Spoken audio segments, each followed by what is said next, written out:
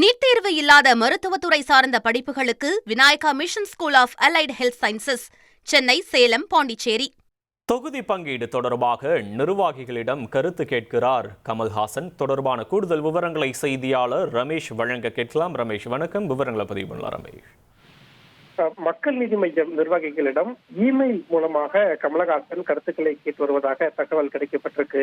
மக்கள் நீதி மையத்தை பொறுத்த வரைக்கும் திமுக கூட்டணியில இருக்கிறாங்க. திமுக கூட்டணியோடு தொகுதி பங்கீடு பேச்சுவார்த்தையை 2 கட்டமா நடத்தியிருக்காங்க.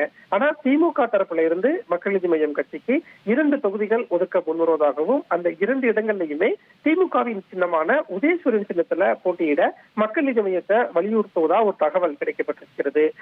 2 நாட்களுக்கு முன்னாடி மக்கள் நீதி மையம் கட்சியினுடைய செயற்குழு, நிர்வாக குழு, மாவட்ட செயலாளர்கள் கூட்டம் நடைபெற்றது. அந்த கூட்டத்துல குறைந்தது 4 தொகுதிகளை திமுக கூட்டணியில வாங்கணும், 4 தொகுதிகளிலுமே டார்கெட் சின்னத்துல போட்டியிடணும் அப்படின்னு மக்கள் நீதி மையம் நிர்வாகிகள் பலர் திமுக மாநில தலைமைக்கு அறிவுறுத்தியிருக்காங்க. இந்த நிலையில தமிழ்நாடு முழுவதும் இருக்கக்கூடிய மக்கள் நீதி மையத்தின் முக்கிய நிர்வாகிகளிடம் கமலஹாசன் இமெயில் மூலமாக கருத்து கேட்பதாக தகவல் கிடைக்கப்பட்டிருக்கு.